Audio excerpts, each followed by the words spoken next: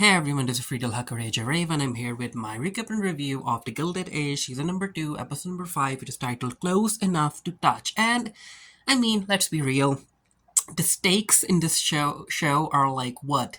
Like next to non-existent, and I don't care, like the stakes are so low, but I'm still enjoying it, and I really hope that this show comes back for a third season. I need at least 5 seasons.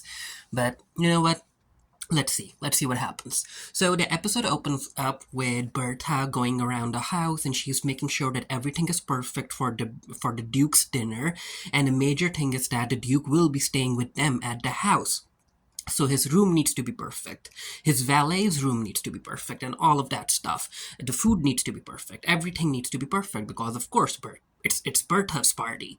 However, one issue that Bertha is facing is Larry because he just went through a breakup with Miss Blaine. He is heartbroken and he's been drinking and stuff with his friends. And Bertha's like, you know what, Larry, considering the state that you're in, you aren't invited to dinner that the Duke will be at. And Larry is like, really, you don't want me there? And Bertha is like, no, again, because of the state that you're in. And Larry brings up being heartbroken because of Miss Blaine, and Bertha's like, you know what, Larry, just get over it. Just get over it. I just want you to know that Miss Blaine, Susan, she wasn't a good match for you, and you might not realize this now, but I only ever want what's best for my children. And at first I was like, is Larry gonna argue with her? But no, he doesn't. He just walks away, and I'm like, okay, that was really underwhelming in a way because I really thought that Larry was gonna fight with Bertha, but he didn't.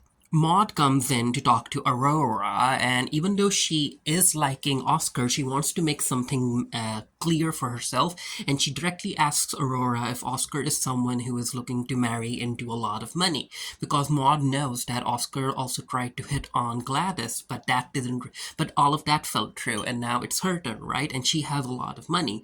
And Aurora is like, Aurora knows. Aurora knows that Oscar is looking to marry a woman with a lot of money, but Aurora, being Oscar's cousin, she doesn't want to basically push him under the bus, per se. Right? So she's like, you know what, Maud, keep hanging out with Oscar, and after a bit, you'll be able to come to your own conclusions. And I'm like, oh, okay. That's not really a warning, but okay. Now, because in the previous episode, Luke ended up proposing to Ada, and they both kissed as well in church, and I'm like, really? You both are kissing in church, even though you aren't married? Wow. But anyway, they both kissed, and of course she agreed to his proposal. They want to get married, and of course Ada has to tell Agnes about it. And Oscar's there, and she's like, okay, I'm gonna say it. So she's like, Ada, there's something important I want to say to you. Agnes, yeah, she's like, Agnes, there's something important I want to say to you. And Oscar is here, and Miriam is here because, let's be real, you guys are like the closest that I'll ever come to having children. And Agnes is like, get on with it, Ada. And this is where she's like, well, Luke, right? Father Ford. And he ended up proposing to me. He wants to get married. I said yes. And we're doing this very quickly. We want to get married by next week. We don't want to wait and nothing. And I would like your blessing. I would like all of you to attend. I'll also invite Bannister and our head cook and all of the people that work for us because they have been with us from the beginning. And I want Oscar to walk me down the aisle. So, Agnes, any comments? And Agnes is like, not on my watch, Ada. What the heck do you know about marriage or the duties of a wife? And Ada is like, I'm looking forward to learning. I'm like, wow, she's looking forward to sleeping with Luke. Oh, wow. But yeah, but of course Agnes is against the plan because she's like, no, you're a spinster, you'll always remain a spinster, and you'll leave us and all of that stuff. And I'm like, I get where Agnes is coming from, especially after everything she's done to give her and Ada a good life and respect in society. And Of course, she is an old woman. She likes things to be in a certain way. And I mean, let's face it, Ada getting married would mean that Agnes will basically be alone, right? And she doesn't want that. And she actually talks about it later down in the episode. And I really liked how the writers handled Agnes being so vulnerable. I like that. But anyway, at this particular moment, she is not budging. She is very, very, yeah, she is not giving her blessings to Ada getting married. And there's this one very funny scene where Bannister walks in and Agnes is like, so Bannister, did you know about Ada getting married? And Bannister's like, yeah, congratulations, Miss Ada. And Agnes is like, no, Bannister, revoke your congratulations. And she also forbids Oscar from walking Ada down the aisle. So yeah, Agnes has made her position clear, and knowing Agnes, she is not gonna budge. We cut to Peggy over at the Tuskegee Institute, and she's talking to the female students, and they're talking about how they want to open their own businesses and write and yada yada yada, and how Peggy has inspired them to even consider writing as a career. And they ask Peggy how she started, and they start asking her questions about how New York is and all of that stuff. And you just know that something bad is gonna happen, and it does. Bertha talks to Mrs. Bruce about hiring a new lady's maid so that she can do Bertha's tiara properly and also her hairstyle. And Mrs. Bruce is like, don't worry about it, I've got it handled. However, before that, Bertha also talks to the cook. And it turns out that because the cook needs more help, he ended up hiring, I guess, 4 or 5 new chefs. And ooh, the new people coming in, one of them is gonna cause trouble. Oscar ends up telling Maud about the family drama he's going through, and that how his mom ended up forbidding him from attending Aunt Ada's wedding. And Maud is like, but what are you gonna do, Oscar? And Oscar's like, you are a romantic, right? And Maud is like, which woman isn't? And Oscar's like, you know what, you've inspired me. So if you come with me, then I'll be strong enough to actually attend my aunt's wedding and go against my mother's wishes. And I'm like, wow, Oscar really, really wants her, huh? Turner ends up inviting Peter over, and because Peter has been in communication with her, they have been working together. And she's like, "Hey, Peter, I want you to do a paid favor for me, and it actually involves one of the cooks that will be working over at the Russell House, and that cook is working for Miss Turner too. So yeah, Miss Turner just wants to ruin the dinner that Bertha is like serving the Duke." And I'm like again, the stakes are so low. They are so low, but I was anxious. I really was.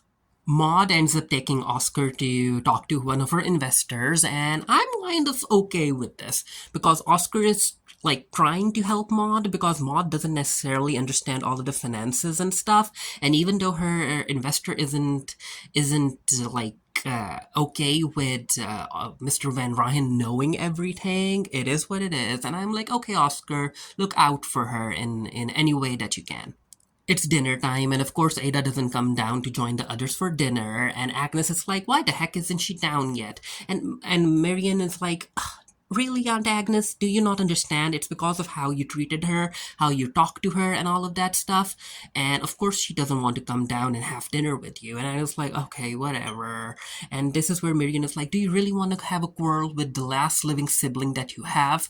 And Agnes is like, "Whatever. You don't get to school me or whatnot in my house." And Marian just leaves too. It's the opening ceremony for the building. Everyone is excited. Peggy is taking coats from one of the guys, and this guy's mother, like, she runs a restaurant, and he invites Mr. Fortune and Peggy to come over to eat dinner for the night. And of course, they're like, "Yeah, we will." But before that, we need to go and tour the building. Miriam and Larry end up meeting each other, and Miriam is like, "Okay, so what have you been doing?" And Larry is like, "You know what? Heartbreak, lovers come, lovers depart, boo hoo hoo hoo hoo." And Miriam is like, "Well, I know that feeling, right? We are now basically partners in our heartbreak." And I'm like, again, a lot of people in the fandom want these two together, but I'm like, I don't know, because again, Larry hasn't fallen in love with Miriam yet. However, cousin Dershel has. And at this point, I would like Marion to be with cousin Dershel and not Larry, because Larry seems like more of a free spirit in a way. But let's see what happens. But anyway, she's like, I need to run some errands for my painting class this afternoon. Would you like to accompany me? And Larry's like, yeah, let's go. We get this scene where Adelaide isn't really happy about Bertha needing to hire a new lady's maid for the tiara and the hairstyles and stuff. And Mrs. Bruce is like, hey, Adelaide, don't take this personally. You are a bit inexperienced, so you might end up learning something if you watch. And this is a scene that I was expecting. I mean, Agnes wasn't going to go down without putting up a fight, right? I knew that she was gonna go and talk directly to Luke, and she does that. She's waiting for him at in his office, and Luke is like, oh, you're here. I mean, oh, okay, let's talk about this. And she's like, so you're really, really serious about marrying my sister, huh? And Luke is like, yeah, I am. But you don't have to worry about anything. I love her. I don't need no money and all of that stuff. And also, I won't be leaving New York, so she'll still be around. But Agnes is like, but yeah, she'll be around, but she won't be living in my house, right? That will be different. And Luke is like, yeah, because she'll be a married woman. She will be living with me, as God ordained that man and women, man and wife, or whatever it was, I forgot, like man or yeah, shall cleave unto his wife, and they shall be one flesh. Like these two they have to live together and all of that stuff. And Agnes is like, but why? Why are you being so selfish? And Luke is like, really? I don't think that I'm the one who's being selfish. It's you, basically. And then Agnes is like, okay, fine. So this marriage is really, really happening, huh? And she walks away. And Luke is like, really? You aren't gonna say nothing? And she's like, what the heck am I supposed to say after you brought God into it? George ends up talking to Larry, and he wants to go down to inspect, I think it's the Brooklyn Bridge, that's being constructed by Mr. Roebling. And yeah, he was a real person, and he died. But apparently, a lot of the construction work has been happening without Mr. Roebling at the site. And George is like, I want you to go and inspect what's up, where Mr. Roebling is, and why no one has actually seen him a lot. Gladys is getting ready for dinner, and she's like, but I wanted to wear the blue dress. And Bertha is like, oh, shush. You'll wear the dress that I want you to wear. And Gladys is like, well, I would like to dress myself, right? And Bertha's like, well, if you did that, my dear, then all of your choices would be wrong. But fortunately, you have me to guide you. And I'm like, ooh, I get it. I get that Bertha wants the best for Gladys, but the fact that she doesn't offer her daughter any freedom in the choices, it's like, it's not good. It's not good. Ada and Luke have a conversation, and Luke tells Ada about what he felt when he was moved to New York, even though he didn't want to come here. But now, after everything has happened, he's very, very grateful that he actually came here and he got to meet Ada, and now they're getting married and all of that stuff. And he basically tells Ada that everything happens for a reason, and even if Agnes isn't really agreeable when it comes to this marriage, it's still happening because they both love each other and other people are supporting them. And Ada is a bit conflicted because, again, she doesn't want to betray her sister. And Luke is like, hey, you know what, Ada? Don't decide anything until you've spoken to Marion one last time. Larry goes to inspect all where the work for the bridge is being happening. And yeah, this is where he kind of realizes that even though Mr. Roebling isn't there, Mrs. Roebling is the one who's like managing everything. And this is where he's like, oh, so she's basically the brains of the operation right now, huh? And he kind of realizes that, even though the other men are like trying to hide it, and they're like, oh no, she's just good at management and she knows how her husband thinks. But no, Larry's like, no, that woman is an engineer. This is where Ada ends up talking to Marion, and she's like, you know what? We can postpone the wedding, right? We can give Agnes more time to come around, and then we'll get married a bit later. And Marion's like, no. This is about your happiness. Don't postpone your happiness just to make someone like Aunt Agnes happy. Like, again, she considering the type of person that she is, if you give her time, she still won't be happy. And Ada's like, but what? But who the heck is gonna walk me down the aisle? She forbade Oscar to do it, and Miriam's like, you know what, cousin Dershel, he has invited me to a picnic luncheon, and I'll ask him to walk you down the aisle. What now, huh? And it is like, oh wow, Luke told me to talk to you before making any big decision, and now I can see why he was right. So the staff is working on their individual projects, and Jack seems to be very, very close to figuring out the alarm clock situation. And this is where Adelaide kind of talks about how, I think her name is Adelaide, right? Whatever her name is. But yeah, Christy? I don't know. But yeah, this is where she's like, you know what? With Aunt Ada getting married, with Aunt Ada, she wouldn't call her Aunt Ada. But yeah, with Ada getting married, they won't be needing a lot of help here, right? So will all of us be sticking around? And then they're like, well, what if, because Miriam is going to get married and she'll be moving out too, but what if, yeah, Armstrong's the one who's like, what if Oscar ends up getting married and his wife ends up staying here? And Adelaide is like, yeah, sure, Oscar getting married. Or I think the servant situation is something that Jack brought up. But anyway, they were talking about whether or not a lot of people in the staff might be let go of after Ada leaves. But yeah, that happened.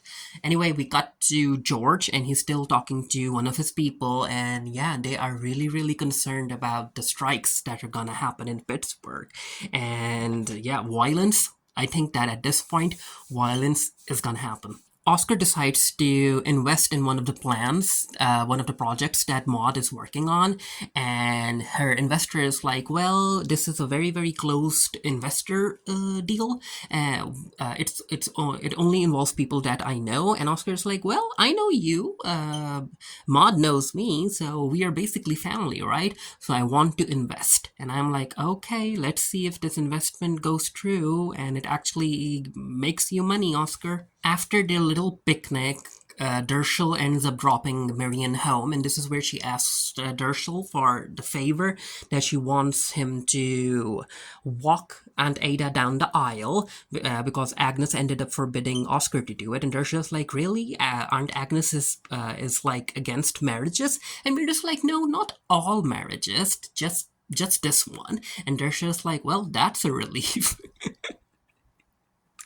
And the expression on Miriam's face after she realized what Dershel meant. I really, really liked that expression. I really did. I actually watched it twice. But also, yeah, the little girl is gonna be the flower girl, which, okay, I mean, she is rooting for these two to get married. Larry ends up paying Mrs. Roebling a surprise visit because he's like, the jig is up. I know that you're an engineer and you've been handling the project in your husband's absence. And she's like, yeah, it's true. The rumors are true. I am an engineer, but I can't really take all of the claim because if people found out that the bridge was designed by a woman, they would be afraid to even walk on it. So that can't happen. So, which I mean, all of the entire situation actually is true because a lot of smart women had to step aside or step back, and they couldn't really claim for their own inventions and the stuff that they constructed because of society, because society was like, no, women really, like, women's brains, they aren't wired to be smart to construct stuff and all of that. So yeah, that entire scene, it made sense. Also I'm like, Larry, are you gonna flirt with Mrs. Roebling now? I hope not. Church ends up talking to George about his own personal dilemma and what his son-in-law is asking of him, and George is like, well, you know what, the fact that you want to listen to all of that from your own daughter, I understand that. And I'm like, wow, the writers are really, really, really dragging this out, huh? The Duke arrives, and this is where Bertha ends up bringing out Gladys. And Gladys doesn't really like, she looks at the Duke, they kind of say hello, and then someone calls for Gladys and she walks away. And the Duke is disappointed, and Bertha's like, hey, chill, chill. She'll be sitting next to you at dinner, so you'll have time to speak to him. And I'm like, ooh, yeah, Bertha is really, really gonna try and make the Duke fall for Gladys, because as far as Bertha is concerned, hey, getting married to a duke and being close to British royalty, that's an impressive feat. And I think that that was like an actual thing that happened. I think they were called dollar princesses, if you want to Google them. It's time for the first course, which is soup, to be served.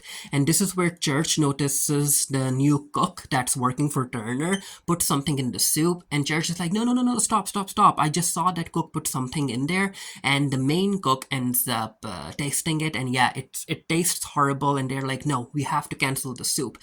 We have to cancel it. We have to find a replacement. And then Church notices Schneider whispering to Peter. And he's like, yep, those two are planning something. So who the heck is Peter serving? And they're like, oh no, Peter will be serving the Duke. We have to do something about it. Church goes in and he actually stops the accident from happening. And of course, Turner is very, very, very disappointed. I really like the fact that Mrs. Fish ended up noticing it. And she's like, oh, Miss Turner, are you okay? You seem agitated.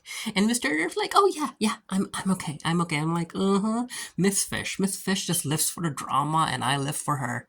The Duke tries to talk to Bertha, and Bertha really isn't into it because she wants the Duke to get closer to Gladys. And she's like, hey, Mr. Duke, don't let me monopolize you. Go and talk to Gladys. And Gladys tries to talk to the Duke, and Bertha is like, well, fingers crossed. Let's see what happens. The dinner ended up going well, and it's time for the men to go and drink and the ladies to go in the sitting hall and talk and gossip, I guess.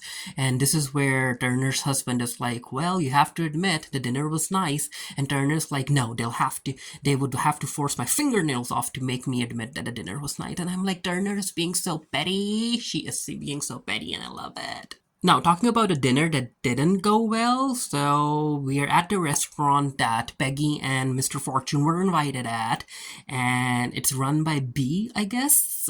David's, I think the guy's name was David, right? David's mom. And yeah, we get these two white men coming in, they're drunk, and they're about to cause a situation. Mr. Fortune, he stands up, and I'm like, oh no, don't. Fortune, don't. I know that you're trying to be a good man, but not now, I guess. But no, he stands up and he basically asks the two men to stop and just leave and stuff. And the two men are like, hey, you don't get to tell us what to do. You better sit down.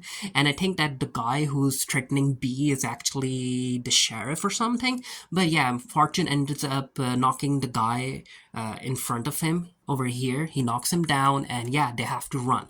Peggy and Fortune have to run away tonight, or else they end up risk being killed. Over at the Russell house, again, the evening was wonderful. Everyone was impressed. And this is where Bertha's like, George, what's up with you? And he's like, well, I still have the situation over in Pittsburgh. And Bertha's like, anything I can do to help? And George is like, no, not really.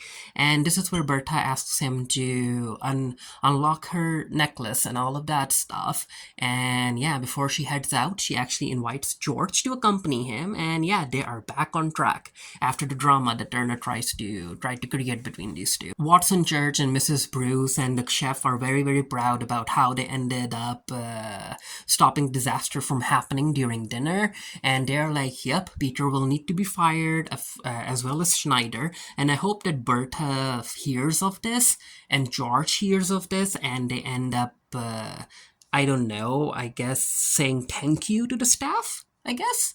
The mob is searching for Peggy and Mr. Fortune, and they're hiding in a barn, and the mob walks away, and Mr. Fortune is like, okay, we're safe for now. And of course, Peggy is scared, Mr. Fortune is scared, and all of that stuff. And and then, yeah, a scene that I was dreading, it happened. These two ended up kissing each other, and I'm like, no, Peggy, no. That man is married. I think he also has kids. Don't do this. But yeah, it's just a kiss, and then they realize what they're doing, and they basically distance themselves, and I'm like, okay. It's a good thing that it didn't proceed further. Cousin Dershel comes in to pick up Ada, and Ada is ready, Miriam is ready, they're all ready to leave, and this is where Agnes walks down. And at first, Ada is like, she hopes that it's because Agnes turned around and she is willing to attend the wedding, but no, Agnes isn't, and Agnes is like, okay, fine, I see that you're going through with the wedding. Despite me saying no to it, so yeah, go ahead. I still won't be attending. And then we get this scene where Bannister also walks out of the door, and Agnes is like, "Adieu, Bannister." And Bannister's like, Miss Agnes, I have to do this. And if you want my unsolicited advice, I would say that you should approve of the wedding too, or you may regret it for the rest of your life. And yeah, Bannister goes to attend the wedding too. The rest of the staff goes as well, and I'm like, good for them. Of course, Ada was worried that no one would come because of Agnes, but it turns out that a lot of people showed up. Aurora came with her husband, even Oscar's there, and Oscar is willing to walk Ada down the aisle, and she's very, very happy about it, and Dershel understands, of course. And yeah, everyone wants to see Ada be happy. And Miriam actually asks Ada that does she have no doubts about this wedding, and Ada is like, no, none. And I hope that Miriam, that when it's your time, you have no doubts either. Ada and Luke are about to get married, and of course, that's exactly when Agnes decides to make her big entrance, which of course she does. I mean, I would do the same thing. I'm like, yeah, fine, Ada, you're the one getting married, but I'm still gonna try and make this about myself. But yeah, everyone goes silent. Agnes just walks down the aisle in silence, and then she sits down, and basically she has given her approval to Ada's marriage, and everyone is happy. Luke is happy, Ada is happy, and those two get married, and this is where the episode ends. I'm like, yeah. I'm actually looking forward to seeing what kind of dynamic that Ada and Agnes are gonna have now that Ada won't be living with them. Is the show gonna switch between Ada's house and Luke's house? Not Ada's house, my bad. Agnes's house and Luke's house. How's all of that gonna work out? Because I really don't want Ada to be written off. But let's see what happens. And yeah, Ada and Luke are married now, and I'm happy. I'm happy to see Ada being happy. And fingers crossed that Dershel ends up proposing to Miriam too. And I'm like, what the heck are you waiting for, Dershel? Just do it. But yeah, let me know what you thought of the episode down in the comment section below. Until next time, stay happy, stay safe, stay blessed. See you guys later. Bye.